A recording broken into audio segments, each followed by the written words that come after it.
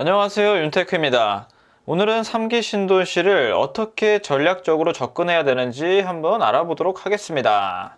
우선 그 전에 참고하셔야 될 게 이 사전 청약이 이번에 처음 하는 게 아니에요. 옛날에 과거 보금자리 주택 할 때도 사전 청약을 했었습니다. 이때는 사전 청약이 아니라 사전 예약이라고 불렸었죠. 그때도 사전 청약은 2010년도였는데 본 청약을 원래 예정은 2012년도에서 2013년도 사이에 한다고 했었어요. 사전 청약하고 2, 3년 뒤에 한다고 그랬었는데 막상 까보니까 빠른 거는 2015년, 늦은 거는 2020년이 돼서야 본 청약이 열렸습니다. 그래서 정말 재수 없으면 이렇게 10년 뒤에 본 청약이 열릴 걸로 예상이 되는 거고요. 지금이 2021년이니까 11년 뒤면 2032년 이때 입주를 할 수 있게 되는 거죠. 지금 내가 필요한 집이랑 11년 뒤에 내가 필요한 집이랑 뭐 평수도 다르고 입지도 다르겠죠. 그렇기 때문에 이 사전 청약이 큰 의미가 없을 수가 있습니다. 3기 신도시가 입지도 좋고 물량도 많지만 이 시간적 리스크가 가장 아쉽고요. 이렇게 미래를 예측하실 때는 긍정적으로 예측하는 게 맞지만 최악의 경우도 항상 생각을 해두셔야 됩니다. 과거에 이런 전례가 있기 때문에 합리적으로 생각해 볼 수 있는 부분이죠. 그렇기 때문에 청약 당첨 포기한 사람들이 실제 공급받은 사람보다 과반수가 넘었었습니다. 이 부분을 고려해서 이 3기 신도시를 바라보셔야 합니다. 3기 신도시 9,400호 등 사전 청약에서 약 3만 호 정도가 확정이 되었네요. 7월, 10월, 11월, 12월에 나눠서 사전 청약을 받습니다. 사전 청약은 어떤 건지 많은 분들이 아시겠지만 본 청약 전에 하는 걸 사전 청약이라고 합니다. 이 본 청약은 지금 여러분들이 넣고 있는 일반적인 청약이에요. 그 청약보다도 먼저 받는 게 사전 청약입니다. 본 청약 1, 2년 전에 한다고 나와 있죠. 일단 계획은 이렇게 잡혀 있고요. 입주자 모집 공고 나올 때 주택 규모랑 면적, 세대수, 추정 분양가, 도면, 청약 시기가 제공된다고 나옵니다. 하지만 이 추정 분양가랑 청약 시기는 그냥 참고만 하시면 되고요. 앞으로 분양가랑 이 본 청약이 어떻게 될지는 변수가 너무 많습니다. 이번에 LH 사건이 터질지 아무도 몰랐죠. 그리고 갑자기 하다 문화재가 발굴되면 이 사업이 중단될 수밖에 없습니다. 또 토지 보상 문제로 사업이 지연될 수도 있는 거고요. 21년도에 사전 청약하는 곳의 입지랑 공급 물량을 보면 입지 자체는 서울이랑 가깝고 굉장히 좋습니다. 근데 또 하나 문제라면 문제가 될 수 있는 게 신혼부부 희망타운 물량이 너무 많아요. 여기 나와 있는 게 총 공급 물량, 그리고 오른쪽에 있는 게 신혼 희망타운 물량입니다. 자, 입지가 좋은 위례, 청계, 성남 복정, 성남 낙생, 복정2 이런 곳에 신혼희망타운이 상당히 많이 들어가죠. 입지 좋은 곳에 신혼희망타운이 상당수 들어갑니다. 신혼부부들이 내 집 마련하는 것도 중요한데 40대, 50대 분들이 내 집 마련하는 것도 중요합니다. 근데 이번에 신혼희망타운은 조금 과도하게 들어간 것 같아요. 그리고 제가 신혼희망타운을 싫어하는 게 이 수익을 정부와 공유하는 측면에서 이거 정말 안 좋습니다. 신혼희망타운 하실 바에는 신혼부부 특별공급이 훨씬 더 괜찮아요. 자, 어쨌든 7월에는 인천 계양지구, 위례 성남 복정지구, 10월 달에는 남양주, 성남, 인천 검단, 파주, 11월에는 하남 교산, 과천, 시흥, 양주, 그리고 12월에는 남양주, 부천, 고양, 창릉, 구리, 안산 등등이 예정이 되어 있습니다. 여기 나오죠? 신혼부부들이 주거 문제로 결혼을 망설이거나 출산을 늦추는 일이 없도록 신혼희망타운 비중을 늘렸다. 차라리 신혼부부 특별공급 비중을 늘려주는 게 더 낫다고 보여집니다. 이 신혼희망타운의 자격 조건이나 당첨자 선정 기준은 제가 앞전 영상에서 다룬 게 있습니다. 그 오른쪽 위 링크 참고하셔서 한번 보시고요. 이번 영상에서는 3기 신도시 위주로 보도록 하겠습니다. 근데 한 가지만 짚고 넘어가자면 신혼희망타운은 가장 큰 단점이 수익을 나라와 공유를 해야 된다는 점이고요. 그리고 장점이라고 볼 수 있는 게 LTV가 최대 70%까지 나오고 연 1.3%의 고정금리 조건으로 대출이 가능합니다. 자금이 적으신 분들한테는 괜찮을 수가 있어요. 하지만 내 자금이 적게 드는 만큼 나중에 얻을 수 있는 수익 자체도 적습니다. 신혼희망타운이 오래 거주하면 거주할수록 나라와 수익을 공유하는 부분이 적어지는데 오래 거주하기가 생각보다 힘듭니다. 여기 평면이 다 전용 60제곱미터 이하로 나와서 자녀가 2명만 생기더라도 이사가 가고 싶어지실 거예요. 다음으로 사전 청약 절차를 보면 접수하기 10일 전에 입주자 모집 공고가 나옵니다. 입주자 모집 공고에는 이런 내용이 담겨 있고요. 그리고 사전 청약 공고일 기준에서 그 지역에 거주만 하시면 청약에 넣으실 수가 있습니다. 그리고 본 청약까지 거주 기간을 충족을 하시면 되고요.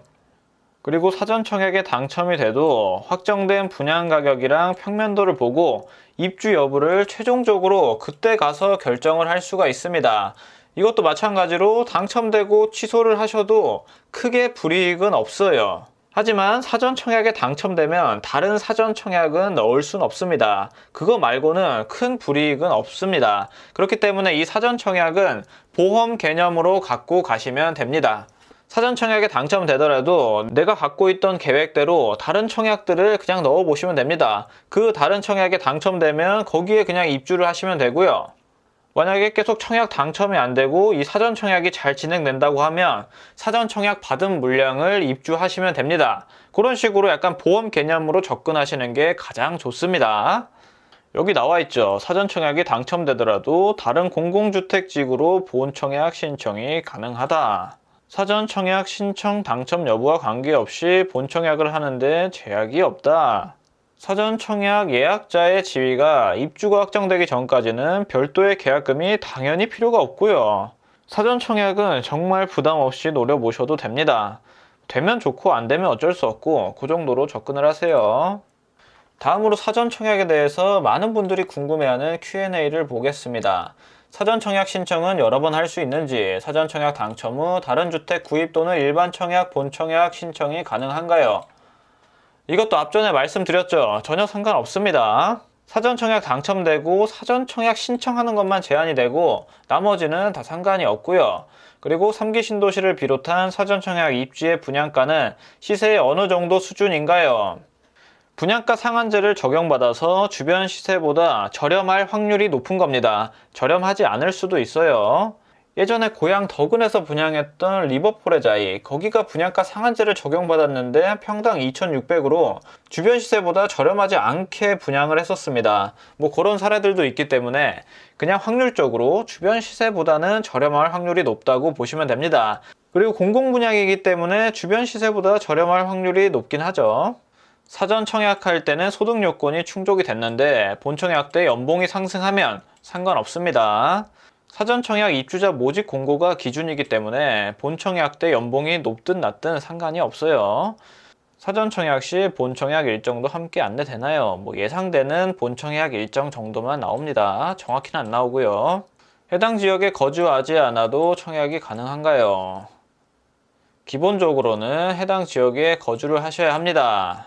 그리고 거주 기간은 본 청약 시점까지만 충족을 하시면 되고요. 하지만 대부분이 대규모 택지개발지구이기 때문에 인접 지역에만 거주하셔도 배정되는 물량이 있습니다. 뭐 수도권을 예로 들면 수도권에 거주하시기만 해도 뭐 경기, 서울, 인천 물량을 다 노려볼 수가 있는 거죠. 하지만 66만 제곱미터 이하의 택지개발지구라면 해당 지역에서 100% 다 가져갑니다.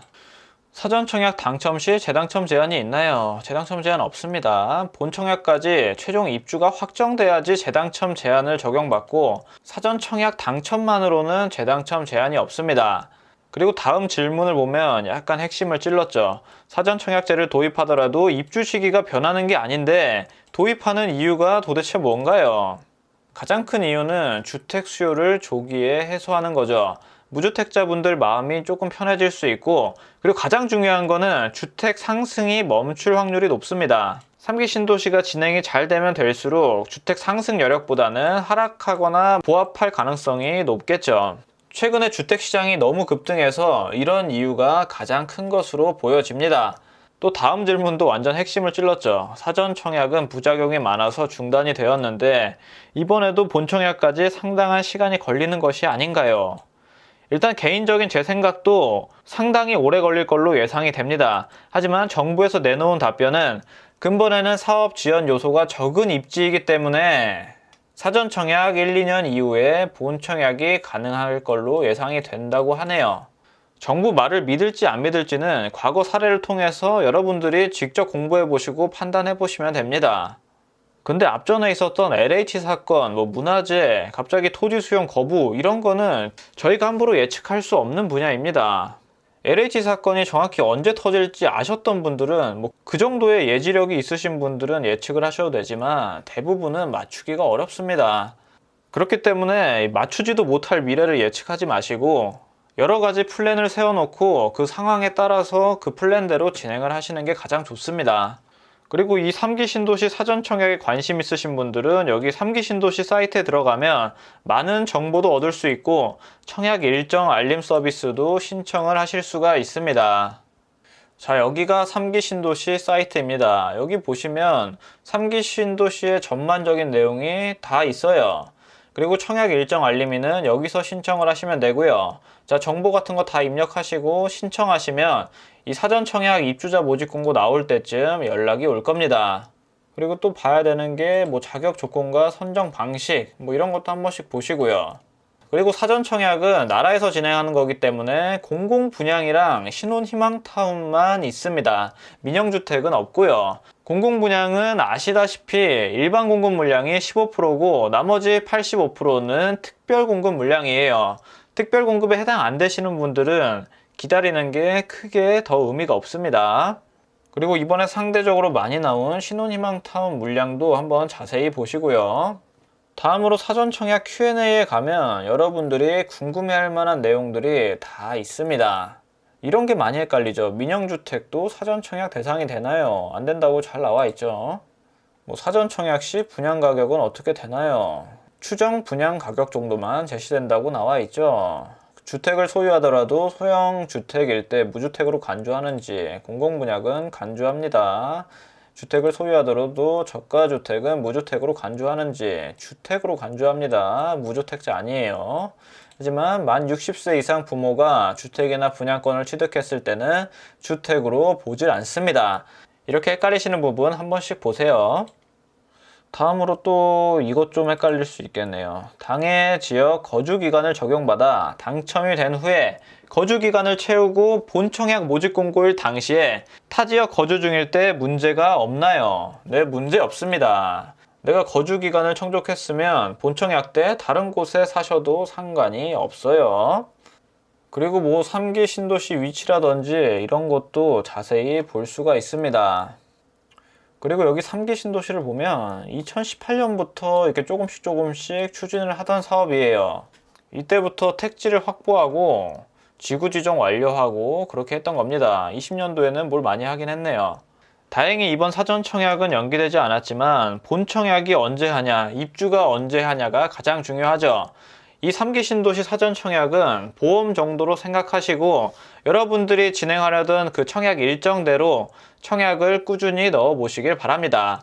모든 투자에서는 이 자금만 중요한 게 아니라 이 시간적인 것도 굉장히 중요합니다. 3기 신도시냐 일반 청약이냐 이 두 개를 꼭 선택하지 않으셔도 되니까 둘 다 노려보시면서 당첨 확률을 높여보시길 바랍니다. 오늘 내용은 여기까지 하도록 하겠습니다. 감사합니다.